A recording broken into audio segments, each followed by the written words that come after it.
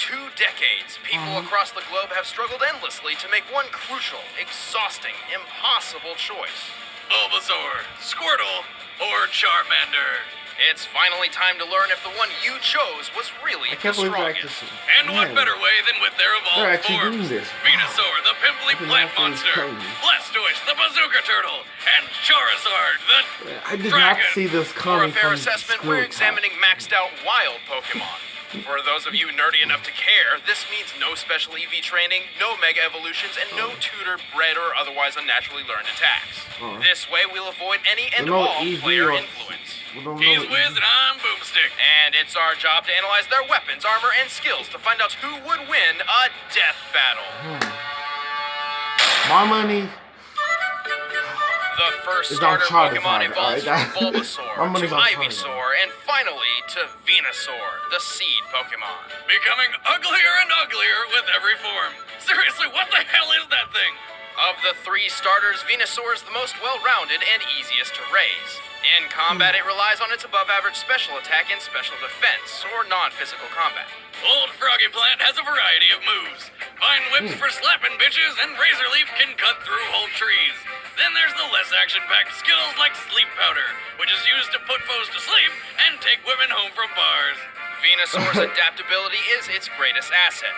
It can absorb health with Leech Seed like some kind of jungle vampire, or simply heal on its own by using Synthesis. It also knows Sweet Scent, which aids the poor accuracy of the sleep and poison powders. But why bother with poisons and powders when you've got a super laser? Venusaur can absorb so much sun energy that he can fire the solar beam. Venusaur! When I find flowers that can do that, I might actually take up gardening. Try and pollinate now, bees. In real life, celestially powered lasers rely on heated magnesium combustion. In order to fire, the solar beam's temperature needs to be over 6,700 degrees Fahrenheit. Okay, how do they know that? Lasers rely on heated magnesium combustion. In order to fire, the solar beam's temperature needs to be over 6,700 degrees Fahrenheit. Unfortunately, the solar beam is so powerful, it takes twice as long to perform as any other attack. As a grass and poison type, Venusaur is extremely effective against water-type Pokemon. But keep him away from flying and fire types, because as we all know, plants burn, and birds fucking hate grass. Yet, Venusaur's well-rounded skills and tricky moveset could outsmart the competition. Venusaur, the final form of the Bulbasaur evolution. This seed Pokemon soaks up the sun's rays as a source of energy. The second starter Pokemon evolves from Squirtle to Wartortle and finally to Blastoise, the shellfish Pokemon. So how did this thing come about? Did a turtle get really drunk one night and then came across a tank and was like, yeah, I'll put my dick in that? Then 9 months later, the tank showed up at his door and was like, boom, this is yours. And then he raised it out of shame until one day it evolved, and then all the other turtles were like, that's fucking awesome. So then they all started plowing tanks? Sure, why not? Blastoise firmly boasts defense over offense, using his weighty bulk to outlast and overpower foes. Like a stone firm upon the shore, he can take wave after wave of punishment. As poetic as that was, he won't be winning any marathons. He's almost as slow as a tortoise, which makes sense, unlike the giant gun sticking out of his back. Blastoise can significantly reduce incoming damage with iron defense, barrel through hazards with rapid spin, and guard against any and all attacks with protect. He can chomp foes with bite and crack heads with skull bash, but most of his arsenal focuses on water power, blasting foes with water gun, water pulse, aqua tail, and bubbles. But despite its lack in attack-type diversity, Blastoise can maximize its watery weaponry with Rain Dance, a rainstorm that amplifies water-type moves and blocks out the sun. But his ultimate attack is Hydro Pump, where he blasts water out of his twin cannons with enough force to accurately punch through steel at a range of 160 feet. High-pressure water jet cutters are used industrially to cut through metal with at least 55,000 psi, or pounds per square inch. By measuring Blastoise's cannons in comparison to his size, we can tell his Hydro Pump has a power of 90,000 psi. That'll get the stains off your patio, along with your patio and possibly house. Blastoise is effective against fire-type Dang, Pokemon, these but weak to Pokemon have grass strong and electric. endurances. And when Their he's body not should be battling, destroyed. Blastoise can be found training on secluded islands to strengthen his combat skills. If it plays its defenses right, Blastoise just might outlast everyone. Blastoise's strength lies in its power rather than its speed. Its shell is like armor, and attacks from the hydro cannon on its back are virtually unstoppable. The final starter Pokemon evolves from Charmander to Charmeleon and finally to Charizard, the flame Pokemon. I would so ride that into battle. Well, that could be tough. A full-grown Charizard is only 5'7" tall. What? That's bullshit. I want to ride a dragon to burn the villages of my enemies, not hang How out with it small on is the sofa. Ash? Despite its size, Charizard is extremely fast and extremely powerful. Its speed and special attack eclipse the other two starters twice over, the trade-off being unfortunate frailty. But since he can fly, it's pretty hard to get a hold of him. Charizard's moveset is incredibly diverse, ranging from the obvious Fire Breath to flying, dragon, and even ghost-type attacks. At close range, he'll always have an edge up by using either Slash, Dragon Claw, or Shadow Claw. He can strike from above with Wing Attack or Air Slash, but his real strength lies in the flames. He'll burn and bite you with Fire Fang, trap you in a vortex of embers with Fire Spin, smash you apart with Flare Blitz, at the cost of self-inflicted recoil damage, and of course burn you to cinders with Flame Burst or Flamethrower. Charizard can reportedly burn through solid stone. This means his flamethrower reaches temperatures over 2,000 degrees Fahrenheit. Charizards are aggressive and warrior-like and will actively seek fights with stronger opponents. The fire and flying type combination makes Charizard doubly effective against grass Pokemon, but weak to water types. If it spends too much time in a heavy rainstorm, its flame will go out. Permanently. But he's so fast and deadly, he might just overpower his enemies before they know what hit him. Charizard, the flame Pokemon. When competing in intense battles, Charizard's flame becomes more intense as well. Alright, the combatants are set. Let's end this debate once and for all. It's Again, time for a death comment in the comment battle! section and tell me who you think will win. I'm thinking, do it right now, because I'm thinking Charizard will win.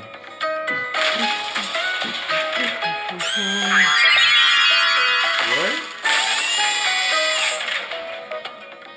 Oh, rare candy. We're going to evolve.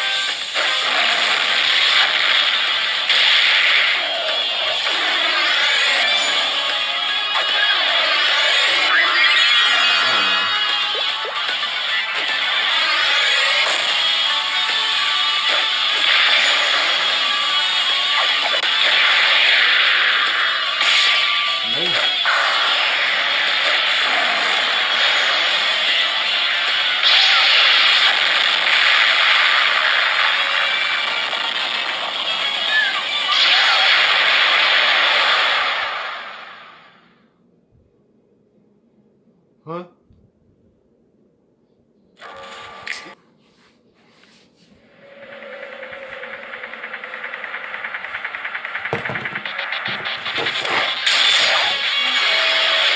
Oh!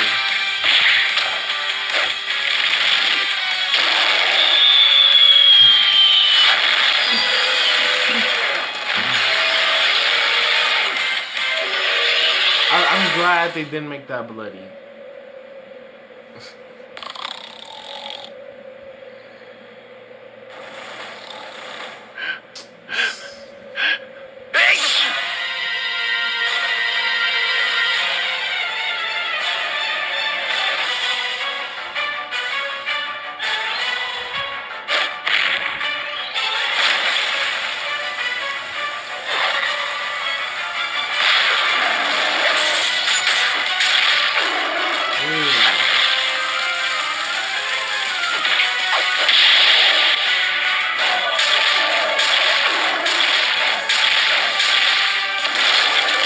Oh my god. Of course, knees off.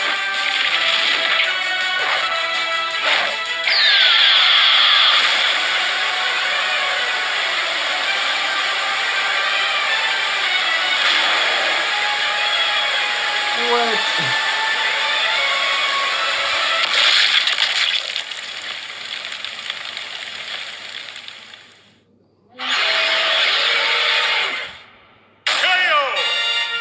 Charizard! No!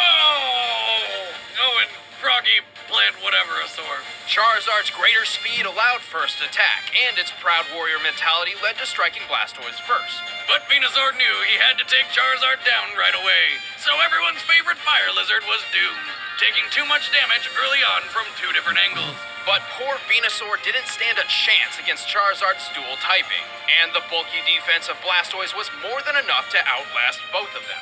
Also, since Charizard and Venusaur do not naturally learn Sunny Day, they could not counter the Rain Dance. But Wizard, shouldn't they all just counter each other? Yes, the rock, paper, scissors factor is a bit tricky. Grass beats water, water beats fire, fire beats grass. But ultimately, the core of any Pokemon battle boils down to mathematics. Every attack does a specific amount of damage with specific effects to specific types with a specific accuracy.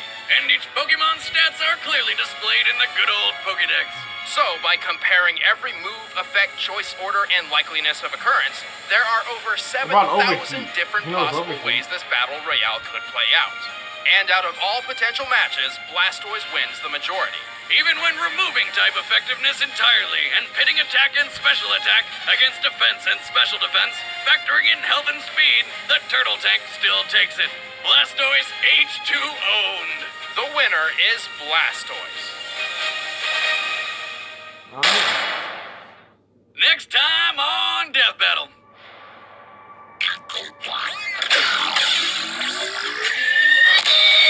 Hey, what the heck is that? We're gonna kill all the characters like no Mario one vs. ever Tails. did. Ba-dum-bum. Like and subscribe to Didn't Death Pingu Battle. get filmed?